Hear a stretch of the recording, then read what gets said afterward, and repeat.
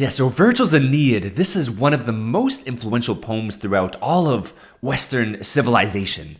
It's effectively the founding poem of not just Rome, but effectively every great empire that arose throughout Europe and the West. You can think of France, Charlemagne, even Great Britain, all of the great superpowers and temporal powers throughout history, or most of them at least, they claim inheritance from the Aeneid. So what that effectively means is that the Aeneid is not just a fun poem, and it's not just a sort of theoretical founding story, but it's a narrative that helps give civilizations its identity. Helps you learn how to effectively rise up from the ashes and come together in communion in a polis to achieve the common good in accordance with virtue. So one of the questions then is, well, what makes this poem so great? And I'm going to focus on a bit of a more particular aspect of the Aeneid, and that's the great temptation that protagonist Aeneas faces, which is romance of all things. And the very heart and soul of this story is a warning against effectively lust or uncontrolled eros or distraction, and how this can not only take you away from your destiny as an individual, but can also lead to the widespread destruction of civilization at large. So effectively, here's the hidden dangers of uncontrolled eros or lust, according to Virgil. It's a little bit of a recap. The plot for the Aeneid, it follows Aeneas. He's a survivor and a fugitive of the Trojan War. His hometown of Troy was famously sacked by the Greeks, right? You think of the infamous Trojan horse coming in. Yeah, Aeneas is one of the very few survivors of the city. He leaves the city carrying his father and his son on his back, which will be a very important detail in a second. But thankfully, what happens is, as Aeneas escapes, he gets visited by the gods. It's specifically Venus, and they bring good news. They tell Aeneas, look, take to the seas, go out to a distant and foreign land, because you, Aeneas, you shall found a new city and be the effective father of one of the world's greatest empires. And Aeneas, that's great. So what's going to be notable about Aeneas is his name. He's known effectively as Pious Aeneas. And this is important, right? Because what Virgil is doing is, by naming him Pious Aeneas, he's effectively redefining what heroism means.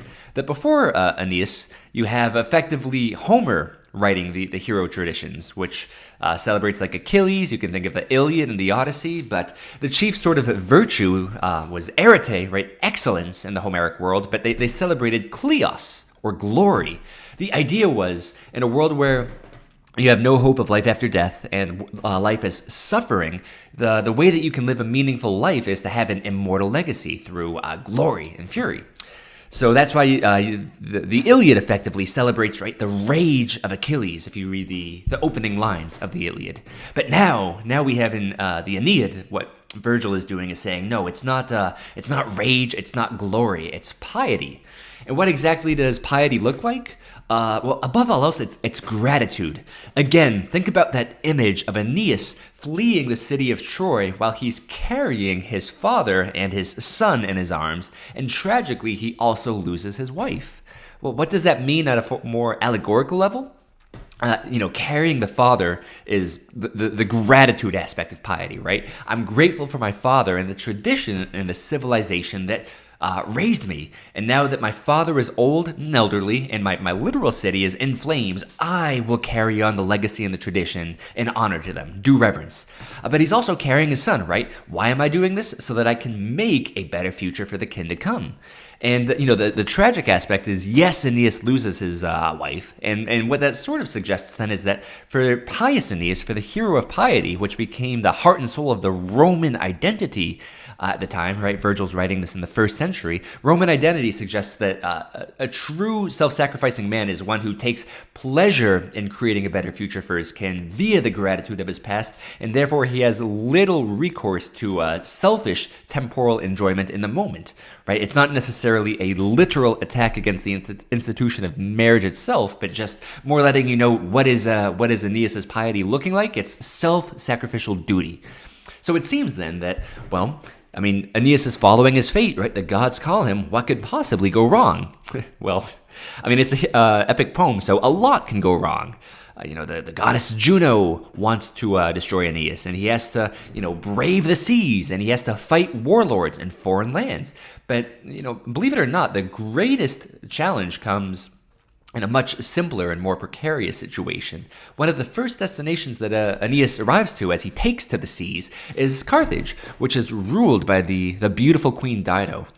Dido takes Aeneas in, and she instantly falls in love with him. She hears about his backstory. She hears about his destiny. This is a man destined to found a new empire, called on by the gods. And what she loves is not just that it's not just a simple-minded lust, but she seems to see in Aeneas the sort of like reflection of a perfect monarch who could rule alongside her as a virtuous queen in Carthage, right? It's a sort of complementary nature between the two. And so Dido and Aeneas, they effectively begin an affair. And let me pull up the specific lines that Virgil uses, because it's quite important.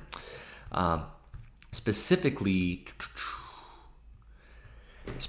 as the two begin their affair, Virgil writes that whole days with him Dido passes in delights, and wastes in luxury long winter nights, forgetful of her fame and royal trust, dissolved in ease, abandoned to her lust. Think about that image, right? Passing days in delights, wasting luxury long nights, abandoned to lust. So why this is actually considered to be a mishap for both Dido and Aeneas is they are wasting their days. They are, basically surrendering themselves to their lust and to their carnal passions. And for Aeneas, right, in the days and age of Roman Stoicism, where the Roman citizen is he who abides by civic duty because he is led by his intellect, his logos, his very knowledge to act in accordance with virtue, to sort of surrender yourself and forget your destiny to embrace carnal passions would be seen as a grave mishap and something that would be like effeminate, right? Like not energetic. You should be, Aeneas, you should be taking to the seas to achieve your destiny. And that's exactly what happens. The gods, I believe it's Apollo specifically, comes to Aeneas and tells him, like, hey man, like what are you doing? You have to go found Rome. Like get out of here. Stop. And Aeneas is like, you're sorry, you're right, I'll go. So for Aeneas, that's his problem, right? It's distraction, it's forgetfulness of his very destiny, and the fact that he has a legacy to live up to honor his fallen comrades, if nothing else. And for Dido, too, this is not good because, again, look at these words. Dido wastes days and delights. She's neglecting her duties as a queen. So with Dido, it's not just that she's also not that she's also not guided by her intellect, but also she is abandoning and hurting her populace, her people. And the idea is that a just ruler is one who serves and wills the good of his people. So to neglect that rule and that calling and that responsibility is seen as a grave issue. So how things end for both of them, not so well. Well, let me clarify that. Dido's quite unhappy. And she sees Aeneas leaving and says, how could you abandon me, you cold-hearted man?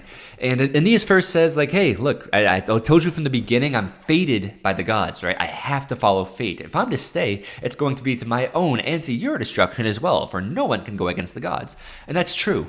But then Aeneas has some very sort of interesting follow-up lines. He says, I don't have the specific lines, pardon me, but he effectively tells Dido that, look, if I had my free will, I would, I would be going back to Troy. I would go back and I would rebuild my fallen city brick by brick. Which is interesting because you'd expect Aeneas to say something like, oh, if I had free will, like Dido, I would marry you. But he says, no, I want to go back to Troy. I want to honor my people. Which lets you know that Aeneas's piety, it's not like a self-sacrificial duty to his own neglect, to his own suffering. Rather, he's a hero because he takes joy in this piety. He takes joy in willing the good of the other.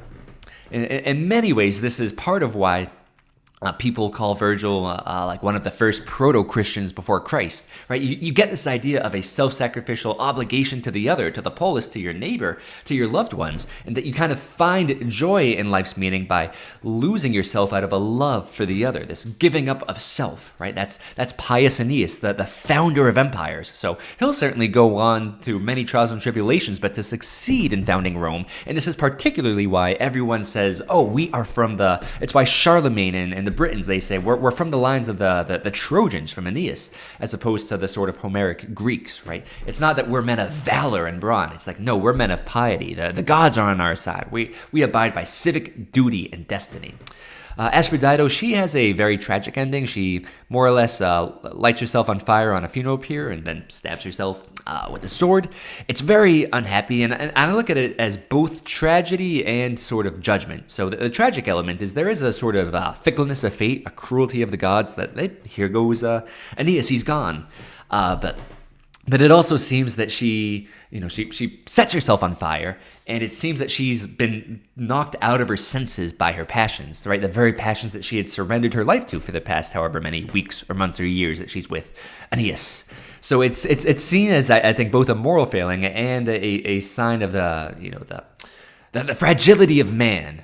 But the underlying ethic is, it points back to Aeneas, right? Self-sacrificial duty. Carry your father on your back such that you can make a better life for your son, your next of kin offspring. And this is how you become a founder of nations, right? This is how the polis can come together and thrive as well.